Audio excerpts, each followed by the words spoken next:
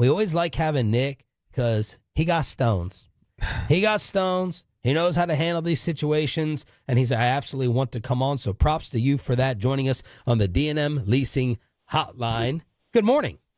Good morning. It's the schedule, you know what I mean? Stick to the schedule, right? That's right. Yeah, your body You're just... going to call me the hump day friend. I don't know if I love or hate that. I guess we took it too far. Took it too close. What did you think of everything that transpired yesterday?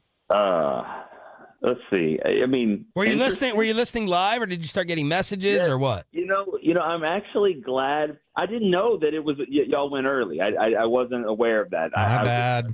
It's okay. It's all right. I was alerted of that, and I was like, oh man. So I got on and started listening, and I'm actually glad because usually that's about the time I would be driving in. So I was at home listening, and if I was driving in, I would have been like, it might have been a hazard to the road. I was like, whoa, you know, it was, you know, 4th of July doesn't provide as good a fireworks as that. It seemed like it was very interesting. But you know, it's a tough situation. You know, and sensitivity is obviously high throughout the building, and you know, you guys said it. I've heard you this morning, and I've heard, you know, your takes on it, and it's, you know, it's a tough situation to be in, and I can somewhat relate, not exactly the same, but I can relate to it, and you know, it's not fun for anybody, and it's not fun for you guys, and when it gets to that kind of stuff. Is your theory as to why this happened when it really hasn't with us over like 15 years? Just the frustration is at an all-time high compared to like the last five years? I think so. I mean, it's not normal for you know, for that to happen and transpire like that in that interview. You know, and you could see some of it building right after the game. Yeah. But it was the game. I mean, it's, you know, it's you losing to the Lions, you know, and the Lions are you know, they are a good team right now, but we know better than anybody that you get judged by what you've done.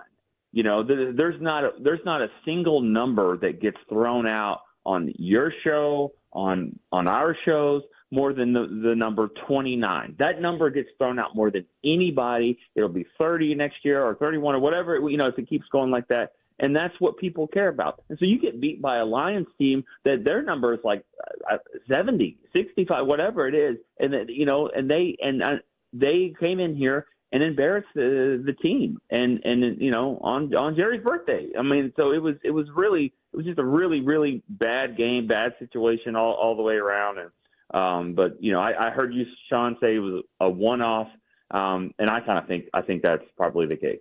Yeah, my theory, you don't have to comment on this, but I think a lot of that was planned.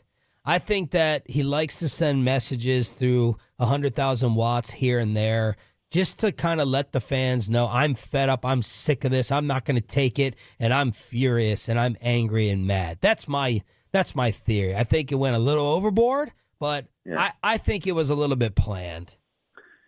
Maybe, and again, I wouldn't know to that. I do think there's times we've seen, you know, at training camp, some of the holdouts, some of the comments about CD or even Zach Martin, or, you know, little things, little jabs here and there that I feel like, you know, just kind of sometimes you negotiate through the media.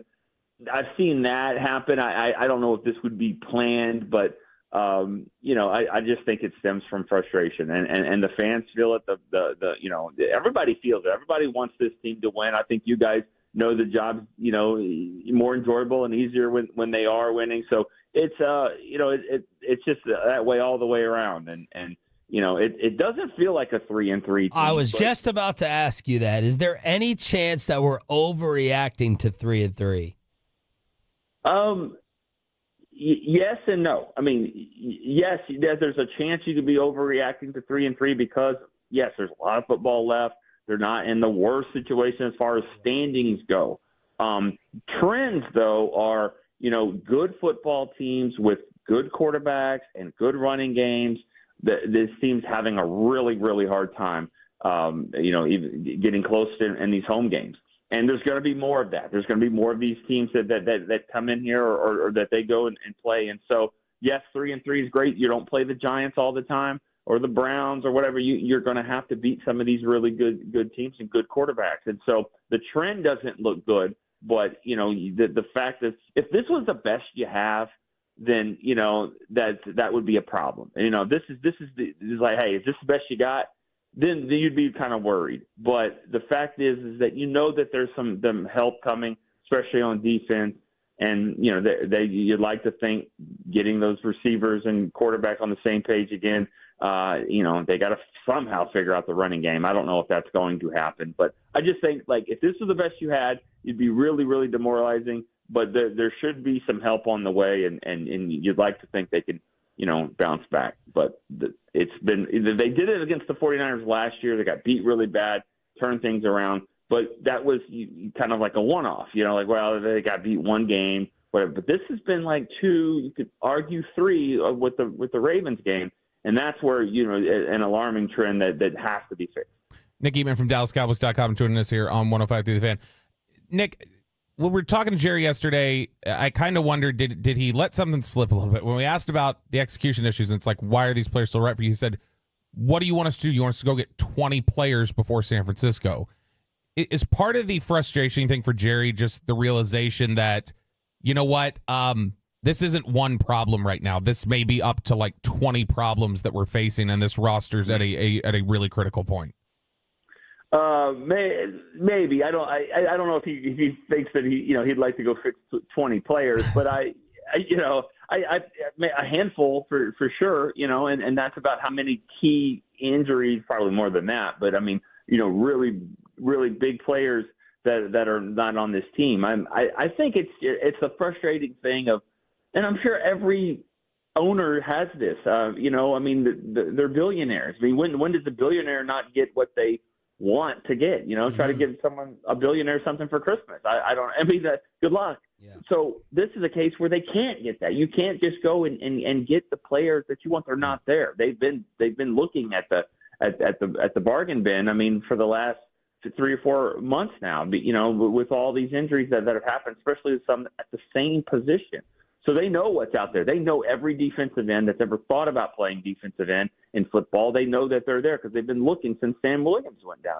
So, I mean, it's just a frustrating time of you can't go and fix things. The injuries you can't control, and you can't go back and change some of the decisions. I think when you look at the running back, situation, I mean, they have a theory about they don't pay third contracts to running backs, or they choose, they really try not to. You look at the free agent market, these running backs are there. Typically, it's not a smart business move to do that. This year, those running backs have done a really good job, and I don't even know if that's something that the Cowboys are considering, but I know it gets talked about. So when you see Derrick Henry, you see Saquon Barkley, you see Tony Pollard, you see these guys having success, you look at it and go, nah, I know we do, and say maybe that would have been something you'd like for them to change, but it's hard to go. You can't go back. You can't go back and do that, and I just think it's the frustration just boiled over yesterday, and I think it'll smooth over, of course, in time. Is it fair to compare the compensation the Cowboys got for Amari with the compensation that Cleveland got in return? Well, not really. It's just because you can't. It's not just apples to apples, just because of the contract and the amount of money that I think the Bills are taking, which what Cleveland was taking, and that's something that people kind of sometimes don't factor in. Is that okay? We're not going to give you a lot because we have to absorb this hit or this money or whatever it is with the guarantees that were there. And again, I don't know all of the details of it, but it was early on in that big deal that Cooper got, as opposed to what the Bills are getting now, which I think he's in the last year of his deal. So you'll get a little bit more for it when you don't have to eat as much of the contract. So that's why I think that's the case. But it's Amari, it's a weird situation. He's that guy that a lot of people want to trade for, and then a lot of people want to trade as well. You can put Brandon Cooks in that group too. Cooks is a player that a lot of people have wanted, but they've also been okay with trading, and so there's reasons for that. And But this seems like a good move for him and a good move for the Bills because he can step into there and be their guy. I think he's a number 2. I think he needs to be a number 2 receiver on a number 2 team on a team that already has a star. So I don't know how that'll fit perfectly with the Bills, but he's pretty good when he gets a fresh start. We've seen that before. Nick, am I allowed in the building tonight to interview Joe Looney for Cowboys Crosstalk? I would say I don't know. I don't handle security. I never would, or we'll be able to, but I would think so. And man, if there's ever a good time to interview Joe Looney, it would be tonight, right? That'll be fun. I wish I was doing the show tonight. So. Well done, sir. Thank you for showing up as we knew that you would. We'll talk again. See you guys.